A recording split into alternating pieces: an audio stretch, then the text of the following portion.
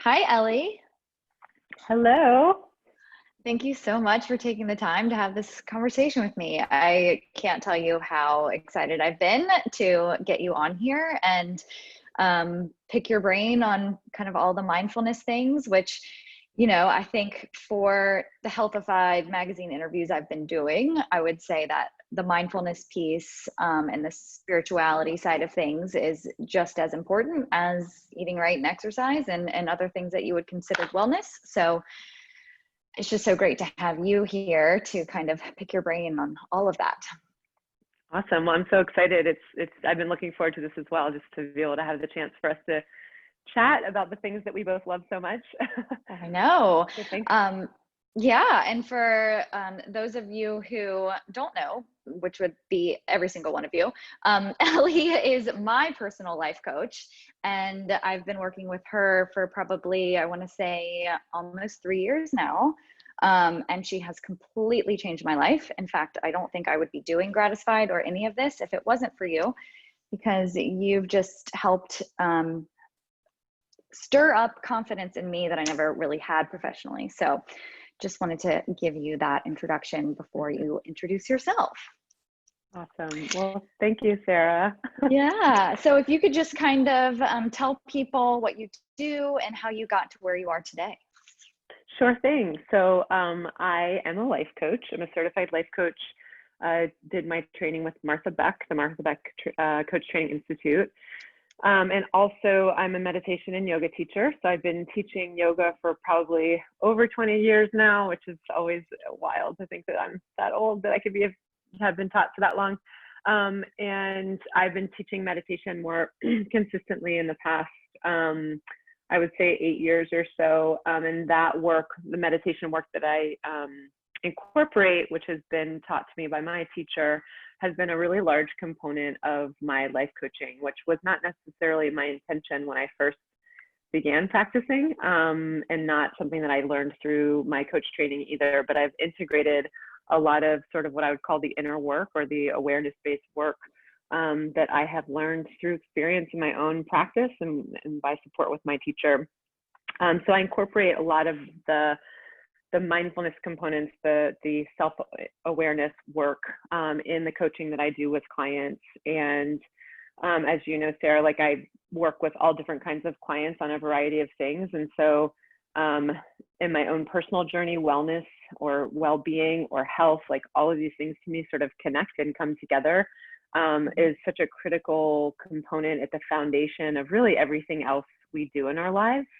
And so although I'm not a wellness coach in particular, I work with folks a lot on what I would call like a holistic approach to well-being, which is really like, are we living our best lives? Not from like an outer perspective necessarily, although that does show up in the outer way, but really like in how we feel and how we operate and the things we choose to do, the ways we, sort of the intentional things we choose to include or exclude from our lives.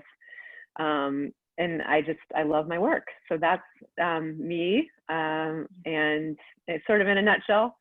Yeah. And I mean, Yeah. I'll just say, like, even in our sessions together, you're just so gifted at helping too. And you do it on the spot. It's not like, the way that sessions unfold that you can plan and prepare for that, because who knows what the client on the other end is going to throw at you, but it's just, it's been such a gift for me to kind of even like see as a former health coach. I mean, obviously, I've been in the coaching realm and on a little bit of a different basis, but just the things that you are able to say and trigger and pull out from people, which I just think is so unique and such a gift. So just to kind of witness that, it's just been, I know, life-changing for me. And I want to unpack all of it, especially the difference between the outer and the inner work. But I'd be curious to know kind of your various steps of inspiration, like what really inspired you to start teaching yoga? What inspired you to enroll in Martha Beck Life Coaching Program? Like, talk to me about that. Yeah. So these are great questions. I first started practicing yoga, and I remember so clearly my very first yoga class, and I think about it often because it was so awkward, and I think I was like in the corner giggling with my friend the whole time. So I was like, what am I doing here? You know? Yeah, I remember mine too. It was just like that. I know. And like I mean, I can't even imagine what my teachers in those early days thought of me, but I originally was sort of doing it to address physical aspects. I was a long time snowboarder, and at the time I was living in Montana, and I was hurting myself quite a bit on the mountain. And I had this great chiropractor who was basically like, you know, I will never tell you to stop doing what you love, but I will tell you that you need to be careful and take care of your body. And even at a young age, oh gosh. Are you there, Sarah? I'm so sorry. I just lost you a second. Give me 1 second. I can get back to you. Sorry, my screen I got a disruption. That's okay. I can hear you.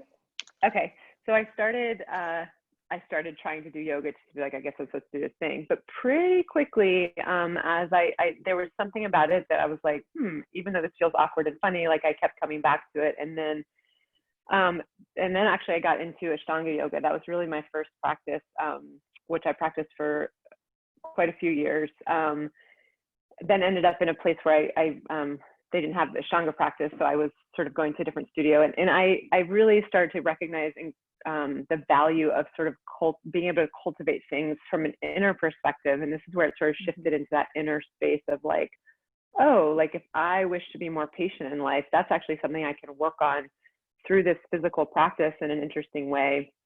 And then that's really what started my path into even just wanting to become a yoga teacher, and how I've taught over the years. So that was really my entry point. And then it was actually really funny with the coach training. I had a few people say to me over the course after I've been teaching yoga for quite a long time, yoga students who said, you know, you should really consider becoming a life coach, because it's kind of what you do anyway while you're teaching. And I was like, I don't even know what that means. What's a life coach? Like, right. You know, I'm fine, I'm good, you know. And ironically, after many people were sort of telling me that and pointing me in the direction of Martha Beck, I actually, as you know, I have boy-girl twins who are 9 years old. And after I had them, I had to sort of leave my work. We couldn't afford to put them both in daycare, so I became a full-time stay-at-home mom. But I also had like a pretty rough transition into parenthood. I had a lot of postpartum anxiety, and it was just a difficult transition. And after about a year, I was like, what am I going to do? Do I go back to work? Like, what am I doing? I don't know what I want to do in my life. And someone had said, hey, you should maybe talk to a life coach. So I called this woman, and we did like a discovery call at the beginning. And at the end of that, she was also a Martha Beck trained coach. She said, well, I'd love to work with you. I think we'd be a great fit. But I'm just out of curiosity, have you ever considered of maybe just becoming a life coach? So I was my gosh. It was really funny. So I was like, okay, all right, I need like universe. Yeah, the universe is sending you signs. So let me just stop for a minute. And so I was like, well, this is really interesting. Maybe I should pay attention. So then I just explored the options with Martha Beck, and I was like, yeah, I think that's what I'm going to do. So I just did, and it was the best decision, probably one of the best decisions of my life. Yeah. And I think that is so telling too of what kind of a yoga teacher you are, because if your students were saying that, I mean, you know, I've been in classes where it's all just about the asana and the poses, and it's, you know, very minimal language. And then I've been in classes that for me are more impactful, where the teacher, you kind of like walk out or float out basically, and you feel like you've had a little bit of a life coaching session, because again, there's like certain, and it feels very authentic. And so obviously your students were picking up on that and being able to take that gift and kind of do it in another way, more professionally. So I think that is amazing. Yeah, you know, and it was really interesting because it felt like for me a pretty pivotal, like I've always taught yoga and I've continued to teach yoga, and I probably will always teach it in some capacity. But in some ways it felt like becoming a coach allowed me, and not with every single person I work with, but allowed me to sort of help people uncover or understand rather the experiences that they might have in a yoga class, whether it was just a momentary thing or more of a long lasting like recognition. And then translate that into life, because often like we do have these experiences in a practice, and then we step off the mat and we go back to life, and it's like, oh, Right. that only exists in my yoga practice. And the truth is that's not true. Like Right. we learn some understandings about that, we can actually begin to integrate it into life a little bit more. Yeah, and I've noticed that in myself, and because I've worked with you for almost 3 years, I can sort of, I know that, like, I can even hear your voice in my head. It's just like, oh, like when I'm in a yoga class or when I'm on my yoga mat, like there's just this very unique sense of peace, and I'm in my body, and I'm, it's helped establish better like body image in a relationship with myself as a whole. And I can hear you being like, well, that always exists. Like your yoga mat is just like a trigger, or it's an associative element to it. But when in reality, you can practice that at any time. So I think that is a really important point. So for someone who has never heard of life coaching, or confused about the difference between traditional therapy, how would you explain it, and how is it different? It's such a great question and such an important one. The life coaching field is one that has grown very quickly, just like sort of the yoga field, if you will, has. And it's also one in which it's a relatively new field. So it's pretty new in the grand scheme of things. And then there's also a very vast sort of difference. Like you hear about life coaches who do very specific things, or they only do this, or they work with this type of person. And so one of the best analogies that I've heard about what is life coaching compared to what is therapy or counseling is that the analogy is life coaching is to therapy as personal training is to physical therapy. So if you had an injury in your body, you would first go to physical therapy so that they could identify the wound, identify the injury, and then figure out like, what do we need to do to make therapeutically to heal that wound, to heal that injury. And that's fine. Like, and this is to me where coaching sort of arose out of a place where a lot of people were actually exploring therapy and counseling and going like, oh, I don't have to carry this stuff around with me throughout my life. So therapy kind of brings us back to that like neutral place. Life coaching, like personal training, is kind of like, I'm good, I'm healthy, no injuries, right? Could I feel better? Could I feel stronger? Could I be able to do particular things that I want to achieve? And that's where coaching comes in. And I do think that coaching has arisen in this very particular time in humanity, which is the shifting of consciousness, because people are asking those questions of like, is this all we're capable of? From the individual level to like the greater level. So I love that analogy because to me it makes so much sense. But what's also interesting about it is that just like a personal trainer, if you go to a personal trainer and they can give you all the workouts, they can help you learn how to do things, but like if you don't then incorporate that or integrate it into your own life, it's not really going to have the desired effect or the outcome. So it isn't just the coach isn't doing the work. A good coach is asking the right questions and helping you to see the work that's needed so that you can do that on your own. Right. And as I was kind of thinking about my own experience with you, and as I was, jotting down that specific question, I've always said this to anyone who asks. I'm like, I was in traditional therapy for 6+ years, and you changed my life 10 times over in 6 months.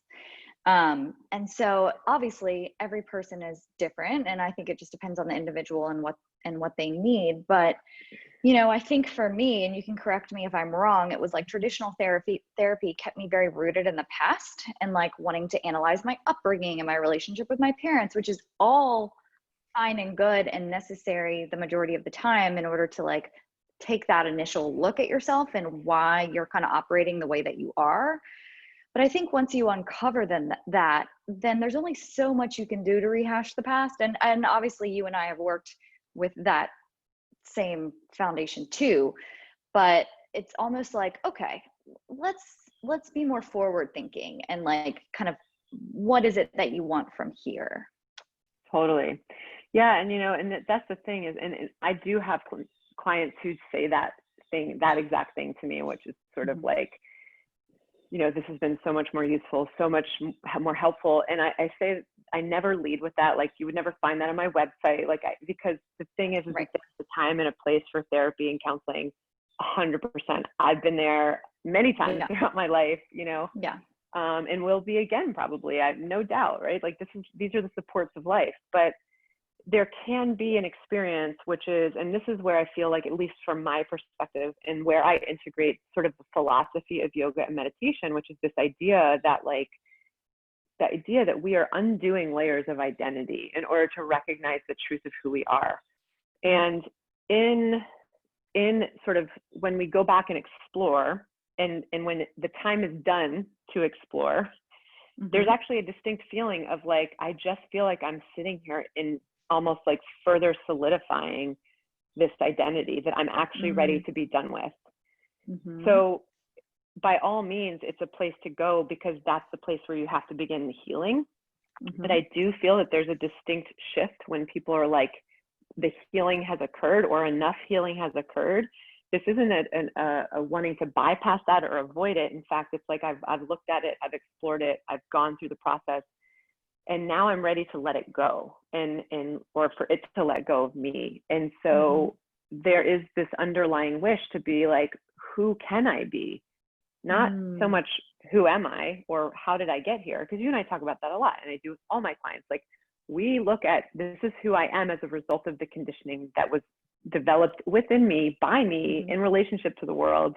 And yet we've discovered that, like, that conditioning can be changed, that wiring can be changed. And so it really is about the potential of me. Who could I be? Who can I become if these things weren't defining me? And so that does require us to sometimes go back, but only from the mindset of, like, okay, we get it. This is where that roots down into, like, this is where that was established. But now that we understand what's the story, what's the habit, what's the pattern of thinking, then we can look at, and this is more of the inner work, then we can look at undoing that patterning, undoing that material that really limits who we think we can be. Yeah. And I mean, all of that sounds amazing. And it does sound like very abstract. So for someone who needs a little bit more tangibility, did I just make up that word? I don't know. So it works for me. what are some kind of like hands-on exercises or tools, tangible tools that you use in order to create those shifts, or to help your clients create those shifts for themselves? Yeah. And so, well, let me backtrack too, because I realized I only partially answered that question, because I did sort of dive right into the inner work side of things. So often as a coach, and you did ask about this, sort of the external and the internal. So the other thing about coaching that is very different than therapy is it is about, like, establishing, like, this is what I want in my life. This is who I want to be. This is what I want to experience. And then and those things can be external things, or they can be more internally based things. And so the coach's role is to say, all right, let's make that happen. How are we going to do that? Like, let's figure out what those goals are. Let's figure out what the steps are going to be in order to get you there. And then let's support you when those steps are harder than you thought they were going to be, or they don't take you in the path that you thought they were going to take you in. So there's a bit of that, not just accountability, but kind of just the coaching along the way. Because the thing is that when we want something to change externally, it could be totally true that just those external things need to change. So, like, just, I want to change my job, or I want to be in a different relationship, or whatever those things are. But often, without looking at the internal stuff, we end up in a different job or a different relationship, having the same experience of ourselves, we just hit the same material again. Yeah. And so, so I often feel like it's the pairing of those two things that really helps people find their way into the lives that they're really wishing for. So some tangible tools, and I'm trying to think of a lot of the work that I do, and it depends on the people that I'm working with, because some people come in who have a mind-body practice of some kind, so they're much more able to connect into themselves. But a lot of the work that I do is about helping people kind of access their internal experience and connect into what they're feeling inside, because that's where, like, the habit resides. That's where the conditioning kind of activates in our body. And body compass. So Yes, exactly. So the body compass Love the body is, compass. yeah, it's a tool that I learned with Martha Beck. And as you know, I always teach it with my own little sort of twist on it.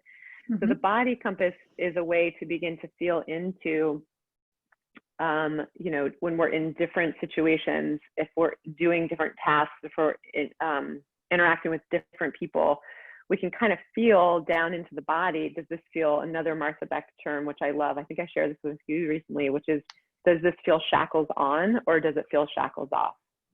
So language I might use also is, do you feel contracted or does it feel expansive? And the idea that, you know, us in our most natural state as conscious beings, we're completely expansive. And so, you know, it's not that we go into life looking for only the things that make us feel that way. It's actually about undoing the things in us that get activated that create that contracted state. If that makes sense.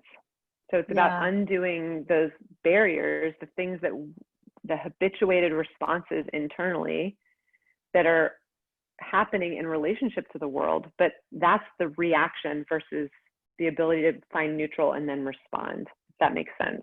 Yeah, it does. And I remember the first time we talked about that, and just for a little context for people, because I think the different terms between contracted and expansive can be, again, a little abstract, but I remember when we were talking about it, and what came to mind as we were doing the body compass under those two different terms was, I was like, because I always feel things in my chest.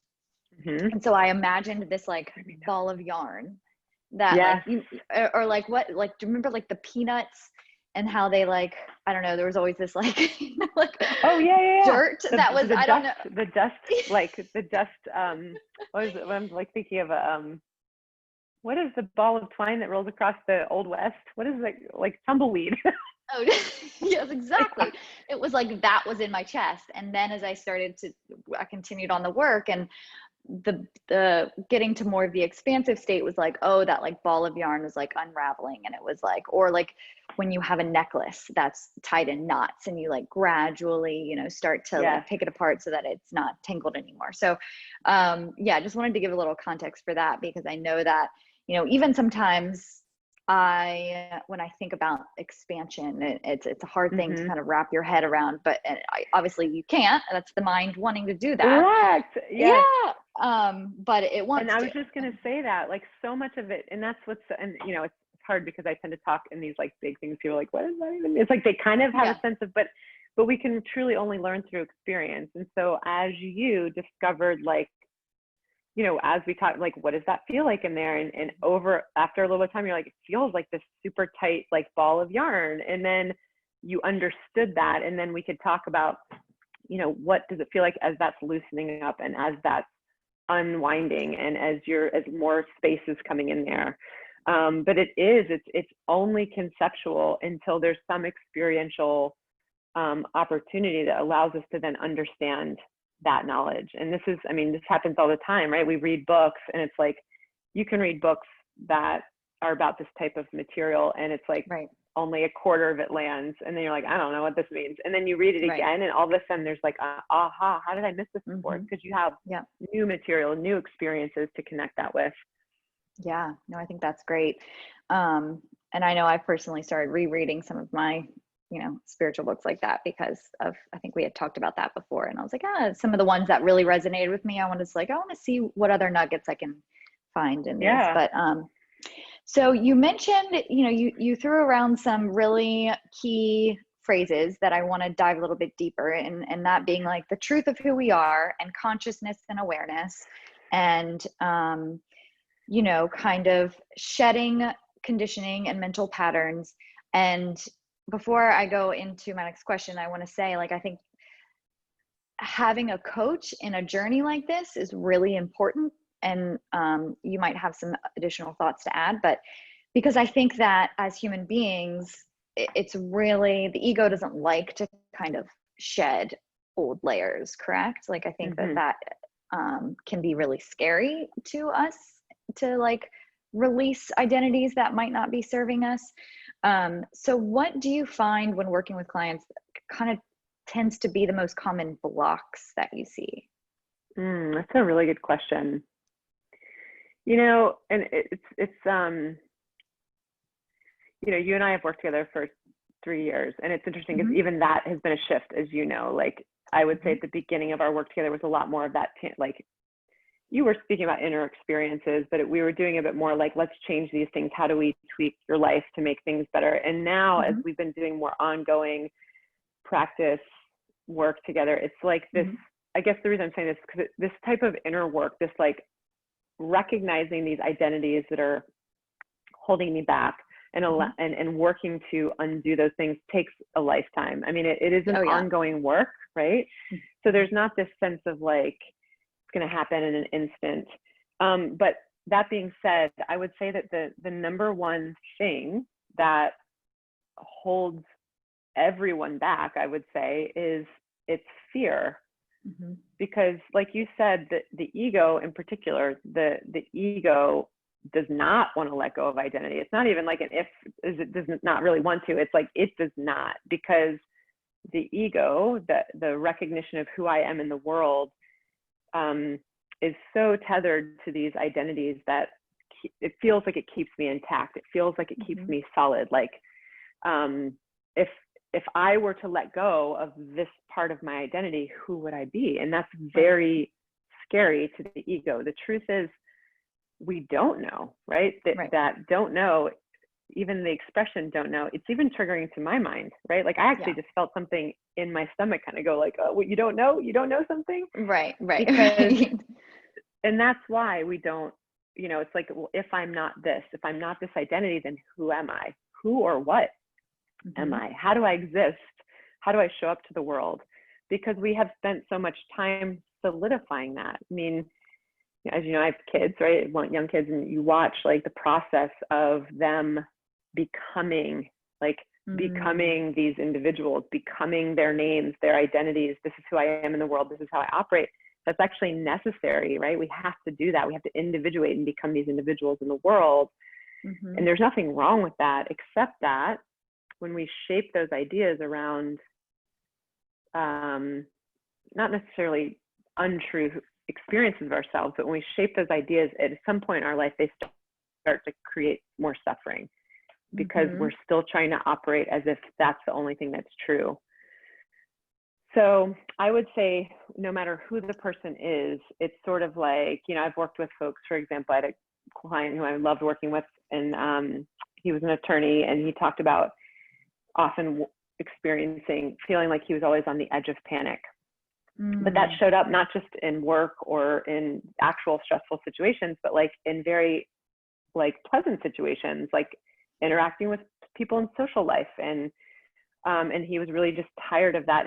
And operating at the edge of panic is connected to his identity of, I have to have this thing running inside of me, or I'm not going to be successful. I'm not going to do my best. I'm not going to be, I'm not going to make it to the next thing. And so where it started to just take over, it just infiltrated his whole way of operating. And so we were work with like, where's that showing up? How to begin to step back from that edge of panic? How do we discover what's in there if you're not operating up there? And so it's a process of, working with an individual to begin to explore. But each place along the way, each step back is like, there's fear that comes up, because it's like, well, I can't not operate that way. Right. Who will I be if I'm not operating that way? And then you step it back a little bit more. So it's a gradual process. And by necessity, it's gradual.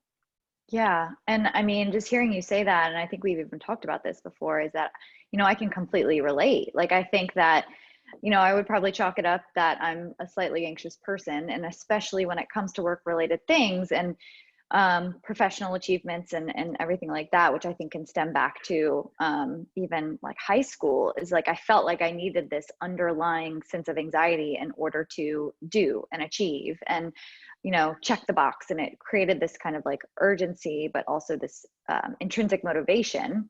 And I remember having a session with you, and it was almost like coming to the conclusion of like, even if I didn't have that anxiety, I would still do the things, but the journey to doing the things would be, there would be more freedom in that, because I wouldn't feel like I needed to like attach to this sense of anxiety in order to drive me. Exactly. And that is something that, one, we never even question, right? We Mm-hmm. never even get down to like, where's that coming from? Like, oh, it came from like, actually, it feels like motivation. Initially, it Mm-hmm. gives me a little bit of fire. Like if I feel this sense of urgency, but then it flips over and it becomes super dominant. But then not only do I have a sense of ease now, right? Like now I can do the thing without that feeling and I'm still doing the thing. So it gives me that freedom. But what's amazing too is it also then creates so much more possibility. There's so much more potential that enters Mm-hmm. because I'm not only operating in this one path of habit. I'm not just here. I have now infinite paths, infinite ways I could respond to this, infinite ways I can be in relationship to this thing. Yeah. Instead of just this one predetermined habit that has been just operating inside of me. Yeah. And I want to go on like a slight tangent with all of this and kind of talk more about physical goals, because a lot of Mm-hmm. people who read Healthified or who have been following me for years, are very interested in the physical side of things, whether that's they want to be exercising more, they want to be eating healthier. And, when I was health coaching, I realized very quickly, and this is where I got more into the mindset side of things simultaneously with the nutritional science, but almost in all of my clients, I was like, this isn't about the food, right? Like there is something, and kind of working with you allowed me to have insight after insight and working with my clients on the health side of things, because it was like, no, we need to go a bit deeper. Like there's Mm-hmm. some resistance, there's blocks, like, and everyone who came to me for health coaching, 90% of the time in that first initial consult, they'd say, I know what to do, but for some reason I can't do it, or Mm-hmm. I'm too busy, I don't have enough time, I have to feed children, etc. So it's like one of those things where there's something else that is preventing them from establishing healthier habits. And for a lot of people, that was like, even though consciously they'd be like, no, I want to change, but like subconsciously they were almost like holding on to this identity because that is just what they've been doing for their entire lives or for the majority of their adult life. So can you talk to me a bit about that? Because I imagine you work with clients who do want to make change in the physical side of things. So yeah, talk to me about Yeah. that.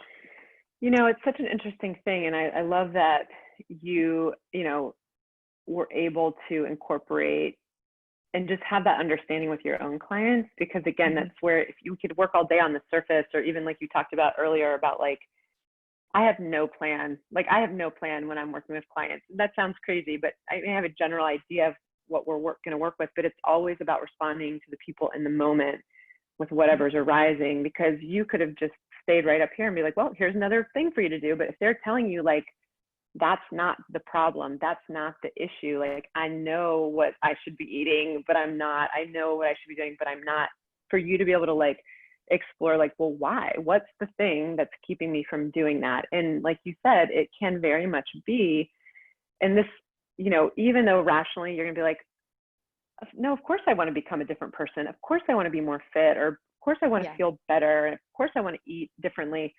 but at a subconscious or an unconscious level, there's going to be something operating there that is preventing you from taking those actions. Mm-hmm. And when I'm working with folks, I like to really get down to what is that thing, what is really at play there, because as one of my favorite quotes is, until you make the unconscious conscious, it directs your life and you call it fate.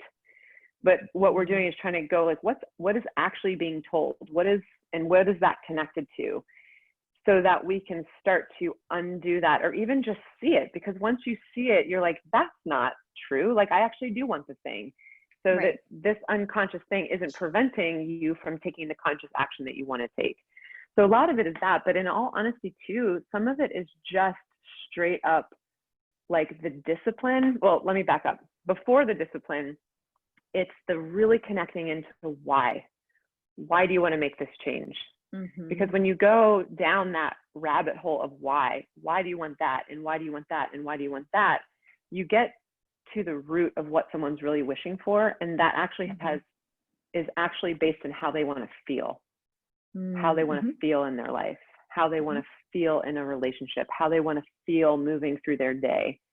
And when you get to the why, this like central understanding, when you can tether your actions, the choices that you make to that why, it's a lot more likely that you're going to take the action versus not understanding that. And then you're just like, no, I want to sleep in 10 more minutes, or no, I need to just get something quick and easy to eat. Or you see what I'm saying? Like it's Yeah, sort of like it's about this, the number on the scale. Like that's not very, right.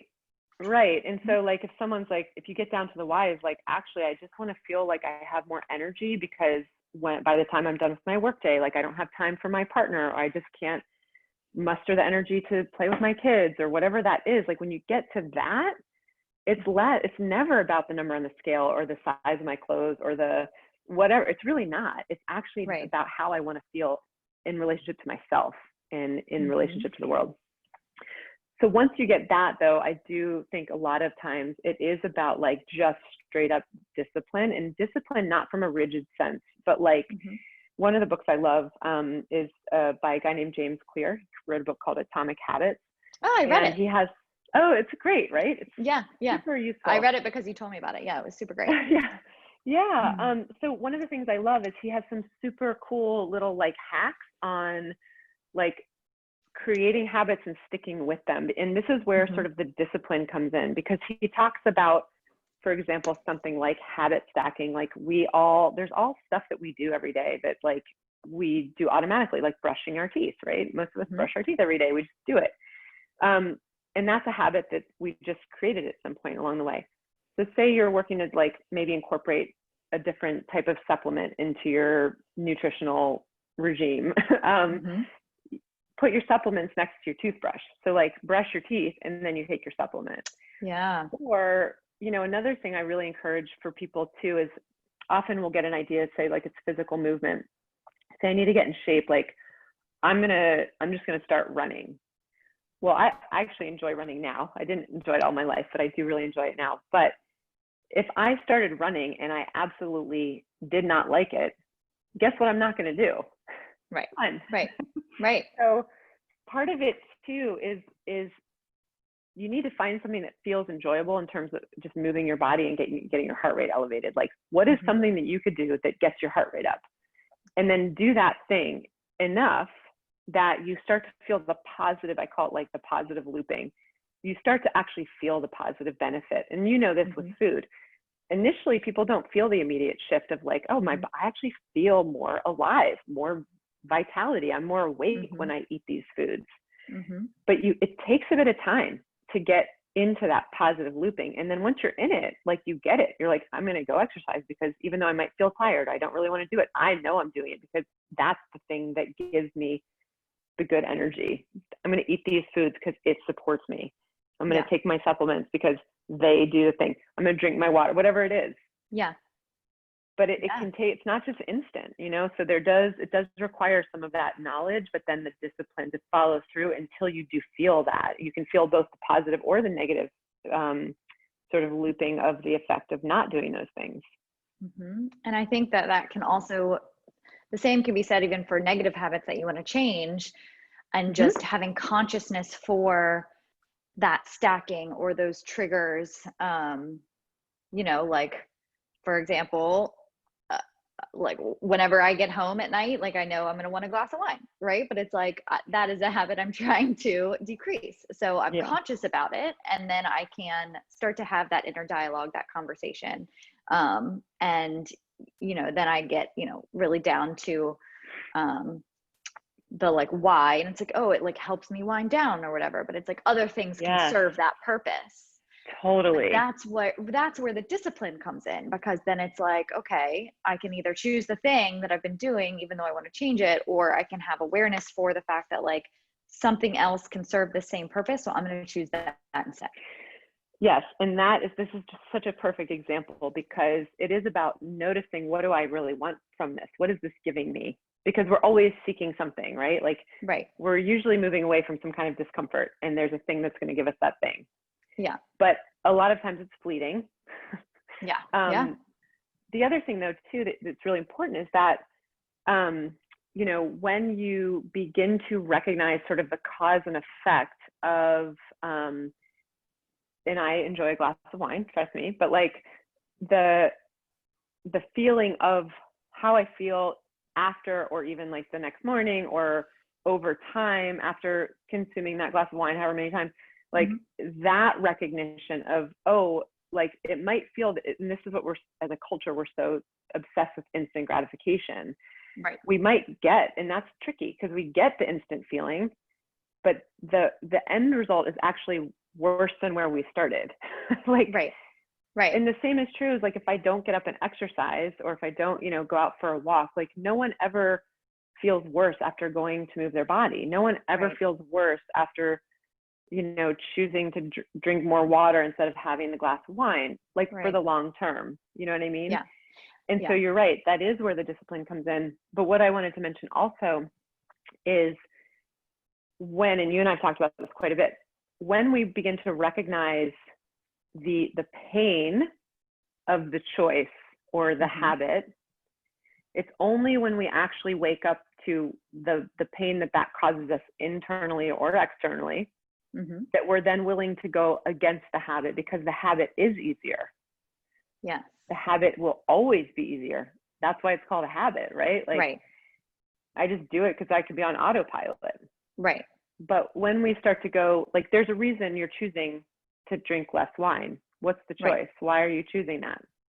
So that I can feel mentally clear, more clear the next day, and so my sleep can improve. Good. I know those things. Right. So when you remember, like, the mental lack of clarity, the fogginess, the disrupted sleep, and what that does, when you really feel it, then you're like, oh wait, I don't want that actually. Right. And then you choose, because again, it's a little harder to choose the other thing. Right. Because we like our habits, even if they're uncomfortable. And this is where it's helped me to even like quantify it by time. So for example, like, let's use the example of someone who's emotionally eating. And, you know, when someone emotionally eats, they're not choosing grilled chicken and hard-boiled eggs. It's usually the like refined carbohydrate, sugary things. And so let's just say it's a sleeve of Oreos. Okay. So if someone's going to like, but they know that if they were to eat that way or eat that amount of the sugary refined carbohydrate, that they are going to feel bad physically and emotionally for like hours afterwards. Right. So it's like, let's say eating a sleeve of Oreos for an emotional eater would take 20 to 30 minutes. And then, but the aftermath is 5 hours. So that's where it's been like, do I want the good feeling? Do I want to avoid the 5 hours of physical discomfort and emotional pain? Or do I want the 20 minutes of eating the thing? So it's almost like when you kind of put it that way, you can just say like, yes, we want instant gratification, but we really should be putting more value on the hour-long aftermath of whether we choose or don't choose. Yeah. And, you know, it's so complicated because on one hand, it's like, you know, as you know, this expression I often say, like, everything we choose is in exchange for something else. Like, if we choose this, we're not choosing, or like, so, and so that's right. You can say like, I'm going to choose the Oreos. And you know what? Today I'm choosing the Oreos or whatever. But like recognizing that, like, I know this is coming, but I'm choosing that. But or saying, and it's funny because I'm like, I eat desserts. I love my food. You know, whatever. But like, I have found this interesting thing that's sort of occurred for me, which is like, I got these cookies the other day from Milk Bar and they sell them at Target now. I'm like, oh, great. Yeah. And, but like, the former CFO of Health Warrior, who I worked with, is now their CFO. So I've heard about that company. Yeah. That's so cool. Yeah. Anyway, I picked up a box of their cookies and I was like, I had one the other day and I was like, it's good, but like, it's not the best cookie I've ever had. And now granted, like at their bake shop, I'm sure it's a totally different story, but it was just this moment of like, is this worth it? Like, is this the thing I want to eat right now? And like, it actually wasn't. Like, it didn't even taste that good. Like, it was, I don't know. It was just this moment of like, if I were to choose to eat something that I know might not make me feel great. And that's the thing, is that sometimes like I know, like, I'm going to go out to dinner and I'm going to have the dessert and I'm going to have a glass of wine or two. And I know that I'm not going to feel awesome the next day, but like, I'm going to enjoy this experience for what it is. Yes. That's a conscious choice though. Versus saying like, no, it's not worth it. Like, this isn't the thing I actually want. And I'm going to put it down because I can choose that. And as you know, often I say, like, in every moment we're making a choice. It's either a conscious one or an unconscious one. What I was going to say to you though is the tricky part, and this is where, again, you get this little bit of an intersection between like therapy and counseling and coaching, is like, what if I'm eating the thing because I don't think I deserve to feel good? What if I'm eating the thing because I don't believe that I have enough worth or value to feel great? And if someone's not seeing that in there, then they're not going to make those choices. And so there's a place where it's like, what can support that exploration? And some of what I do with folks can support that, and some can't. It depends on where someone is at with things. But I just think, I was listening to, I'm going to forget her full name right now, but she just wrote the book called The Body Is Not an Apology. And it's awesome. She's interview with Brene Brown that's like blowing my mind right now. It's amazing because it's really about all the stuff we're talking about. But she was talking about, it's basically about radical self-love. And it's just this idea that like, we don't experience love for ourselves in any form, but so when that's at the root of the decisions I'm making, if it's not coming from radical self-love, then we're not going to make the choices that support us or that actually make us feel better. Yeah. And I talked a lot about that in my health coaching practice too. And we could even do a whole another conversation on self-love, but because it was like, think about something that you don't like very much, like an old piece of furniture or like a sweater or something, like you're not really going to care how you treat it. And so I always saw this common theme with, and my health coaching clients is that, they were not coming from a place of self-love. It was mostly, a feeling of undeservedness or unworthiness or what have you. But I think that is just the foundation for so much of this work. And when you can kind of make that shift, and it's not easy, It's not. And Sarah, I think too, you make such a good point too, because on either end, right? Like if we're talking about the Oreos versus like a different option, like either choice needs to come from love, because either choice, if it's coming from actually a form of self-judgment, criticism, self-hate, is not going to be the right choice. Like either it's going to be too restrictive, too too rigid, too inflexible, or it's going to be the thing that doesn't serve me here either. So like whatever end of the spectrum we're talking about, if the choice isn't coming from love or a feeling of love, then it's not going to serve you. Right. Exactly. And that, even just from a physiological perspective, just is surrounded with the stress response, which doesn't do your body or energy any favors. This is what, the book is about, which I'll finish it in like 5 years, but maybe a few more sessions. I can't wait. And who knows, I might have it published. Yeah. So in the time that we have, we've thrown around the word consciousness a lot. And so if you could kind of explain that a little bit further, and, whether it's like, or consciousness, awareness, being in the present, like, is that all the same thing, or is it just kind of its whole other entity? That's a good question. So, there's like lowercase C consciousness, and then there's uppercase C consciousness. And even, you think about this, like a lot of yoga trainings, they talk about the lowercase s self, uppercase S self. And that's the same, it's the same, different words, same pointing in the same direction. Same with when I use awareness, capital A, awareness. And what I mean by that is so we are capital C conscious beings expressing through these human forms. We, as human beings, we are both these humans, and we are also conscious beings that's expressing through. And our conditioning, and this is sort of like, you hear in yoga, it's talking about removing the layers of the onion. This is the removing of the layers of the identity, the personality, the habits, all that conditioned stuff that diminishes the consciousness from coming through. So if you think of consciousness, you'll hear the word light sometimes, right? If you think of it as literally like a light, there's that beautiful Maya Angelou quote, "Let nothing dim the light that shines from within." We are all gifted. Every single thing that lives in the world, life itself, is gifted with that. And in the human form, all kinds of material diminishes it. Yeah. And all kinds of that material, it's possible to dissolve it, to undo it. And we know this experience, right? It's like we've all had interactions with people where they walk into the room and you're just like, ah. Yeah. Like they are just pure or very close to pure consciousness expressing in that human form. It's still that person, but something of a different quality is coming through. Yeah.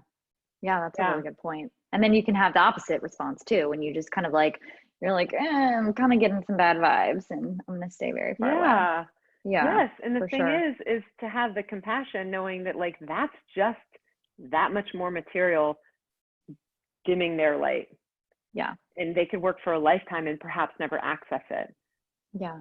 But yeah, absolutely. So I know we don't have too much time yet. And again, this could be a whole other conversation, but so tell me a little bit about meditation and kind of what that all has to do with it. So in the way that I've been taught, my teacher, Pat Buxton, is she has taught me a practice that is different. It's not a technique-based meditation. And as you know, in yoga, there's a lot of different like types and techniques around meditation. Like you can do mantra, you can hold an image, that kind of thing. Those are all utilizing the mind. So they're all a form of meditation that can create a state by use of the mind. This awareness-based practice is about accessing the awareness through the attention, which is actually not using the mind. It's the attempt to move the attention away from the mind to something else, which is the experience that we're living in, right? Like the felt experience of the body, the breath, sounds, all of it. So in this type of practice, either way, you through meditation, you can begin to have an experience of yourself that is more spacious, more expansive, more like the state of consciousness. But in the practice that I teach, it is not a method that we're sort of utilizing the mind to access that, because that can kind of inhibit, in the end, it can inhibit sort of the full state of consciousness when the mind has to be involved in some capacity. So in this, there's a potential to work with bringing the attention to the present moment. So there's that word again. The present moment can be felt. We feel it in the body. We sense the breath. We notice that there are sounds. It allows us to be here now. It's so rare that we have any moments where we're actually in the moment. We're always thinking about the moment, or we're thinking about the past, or we're thinking about the future. Yes. And so it's this practice in which you are learning to train the attention by coming into the experience again, and then the mind takes over, and then you come back, and then again, in the repetition over and over again. So eventually the mind begins to relax out a little bit, and then you're in the moment. You're just staying in this ongoing unfolding of the experience. That allows us to have an experience of ourselves that's quite different than the habituated conditioned self that operates in the world. And so that's, in the foundation of being able to identify stories, patterns, ways that I respond, habituated ways that I'm interacting with my world. It's not a requirement to do that inner work, but it's such an amazing opportunity to begin to learn, and to have a practice that enables us to really nourish our whole system, to nourish the body, to nourish the nervous system, and to really recognize that like everything that I'm saying here isn't necessarily true. I don't have to believe all of it. Right. I actually started doing this thing this morning where in my meditation and in my shower, I was drafting emails. And I was like, what am I doing? Like, I'm not sitting in front of my computer. Like, there's no need for me to be drafting this email in my head right now. So I named it and I just said drafting. And then I was like, got back to the being. Yeah. But, I think that there's this misconception with meditation that it's about clearing your mind completely, when that's not it. It's just a practice of noticing and then bringing it back. Totally. So one of my final questions for you is, just kind of real quick, if someone is listening to this and they're like realizing that they might feel stuck in their life and they don't necessarily, they can't name why, what sort of tips would you give in order to take steps forward to getting unstuck? A great question. I mean, some people are very clear on what they're stuck on or where or what they want, but they can't get it there, and they need help in that respect. And so they actually have a little bit more clarity on like, I need to do this thing, or which still could utilize the support of a coach in some capacity. But a lot of people can just feel this generalized feeling of stuckness, of like I kind of call it the like, is this as good as it gets? Kind of the like, I've checked all the boxes, so why do I feel like this? Because I certainly thought I would feel different. Right. And so, I think that without, seeking the support of a coach, there's some things that they can do just from an exploration perspective. One of the first things I do think is often the most important is like, how, I guess the question would be sort of like, what do you want to feel in your life? Like if this isn't feeling right, instead of trying to identify like, why do I feel like this? In other words, how do I want to feel? Yeah. Because we tend to go like, I don't want to feel like this anymore, but we can't actually define like, well, how do I want to feel? What do I want to be experiencing? Because we're just in that, I call it the horse blinders. It's like, this is all I know is possible. And so I just bounce between these walls of like, this is it, it's how I have to feel. Like, so if you can begin to push that out, just widen it out a little bit, like, often you'll hear questions like, if money wasn't an issue, if time wasn't an issue, if there weren't these barriers that we tell ourselves, and some of those things are very true, but if I could tell myself for a moment nothing was getting in the way, who would I be? What would I be doing? What would my experience be? It's that is what opens up the potential for us to begin to see like, what am I really craving?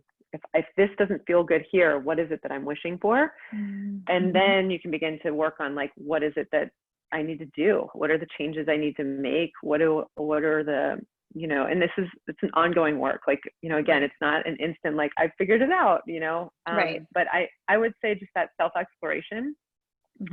There's also a great one. Like one of the things I love to ask people a lot is people will say like, oh, well, I would do this, but everyone will say, or everyone will think. And there's a great question, which is just like, who is everyone? Right. And most times people are like, what do you mean, who is everyone? And they're like, no, who is everyone? Who are you actually talking about? And people usually can count on one hand, or even like 2 or 3 people, like, oh, it's actually this kid from junior high school. It's this person from my first job. And it's my, mom or whatever. Like, it's like those, it's like, we're fearing the judgment, or we're fearing, right? So it's helpful to begin to see like, who am I trying to please right now? Who am I making these choices for? Right. Yeah. Yeah, no, I love both of those things. And I would say even, I would, encourage people based on the first thing you were talking about is just to like put pen to paper. And one thing that really impacted me that we did together was the ideal day exercise. And I still do it like every 6 months just to make sure that things are, So, for a quick rundown of that, it's just like, how do I want to feel? And then like, what is my ideal day? Like not on vacation, like you're not sitting on a beach drinking a margarita, but this is like, your ideal day out in the world. So I call it the ideal Wednesday now. Oh, that's a good I'm like, one. this is an ideal Wednesday. It's the middle of the week. Ideal hump day. Yeah. Hump day. Okay. So my final question that I ask everybody I talk to, because I have a fascination with morning routines. And I love hearing different morning routines, is Ellie, what is your morning routine? It's probably going to be the worst, most boring morning routine That's what makes a routine a routine sometimes. No, it's pretty much non-existent in all honesty. Well, no, I can't say that. Okay. So, my morning routine is I am awakened by one of my 3 children, usually before I'm ready to be awake. And then we sort of like, all the people come in to the room. Every once in a while, this has become a new thing, which I'm loving. My husband will make me a coffee and bring it up, and that's like been great. And then, I mean, my morning routine, honestly, like now with virtual school and all of that, includes me making breakfast for my kids, getting them situated. And then if I'm home, I do a workout with my favorite gym in town, our VA performance training. I drink coffee, I do my workout, drink my water. And then I'm not like a strict intermittent faster, but I usually eat my breakfast later in the morning. Yeah. And those things are all like kind of critical pieces to my day. Like I need to get movement in the morning in some way. I've learned I have to be a lot more flexible about when I do that. Prior to the shutdown, I would get up much earlier and I'd exercise. I'd go work out or run before 6. Same thing, have my coffee, that kind of thing. Just to set it, like really sets my tone for the day energetically, physically, mentally, for sure. But it's not anything fancy. I don't meditate in the morning. Like I just don't, like right now, sleep's so important. So I just wait till I'm awakened, and that's how we roll these days. Well, and I think that's important for people to hear, and that like, you know, during this chapter right now, like that's what your mornings look like. And that's not to say that they'll always look like that, or you won't be able to, you know, reintegrate your meditation practice or what have you. But I think, you know, caffeine and movement, like boom, I think that's enough totally. Well, I'm right there with you. Important, because I think people get this idea that like if I don't do these things, I just wrote a little Instagram post about it. Like I used to get really attached to like, I've got to have these, and you and I have talked about this before, like I need to have these things all in place, or like everything's gonna fall apart. And maybe at one point in my life, like that might have been true. And I really did need this sort of discipline or this rigidity around creating those habits. But I'm at a point now where I'm like, it's going to be okay. Like I'm going to do the things I need to do. And I do prioritize those things. They just might not happen in the exact order or when I'm expecting them to, and all of that. But I still do, as I was describing recently, like the container of my schedule has to be very flexible, but the contents of that container have to be inflexible. In other words, I have to have these very critical things to my self-care regimen. It's just being more flexible with when and how and what that looks like. Yeah, no, I think that's a really good point for sure. And probably something a lot of people need to hear. Okay, so how can people find you? As everyone should. So I have a website, ellieburke.life, and also on Instagram at ellieburkelife. I'm on Facebook too, but pretty much Facebook is like I just feed everything over there from Instagram. I really enjoy Instagram a lot in terms of it's just a great format. I also just started a Patreon, which I'm really excited about, which is, you know, for membership community. So there's different tiers. One starts at the $5 level, and it's a weekly meditation. So I do a short meditation each week, and then people have access to those, you know, all the pre-recorded ones. And then I also have some short format yoga classes for folks right now, especially they're like no longer than 25 minutes. So they're short, like just quick, address particular body areas, and then longer classes too. So I'm actually really excited about that too. It's been a kind of a fun thing to begin to build that little community. But those are the main ways. Yeah. Okay, great. Well, thank you so much for this invaluable conversation. So great to chat as always. And have a good rest of your day. And I will talk to you soon. Thanks so much, Sarah. Take care. Yeah, bye. Bye.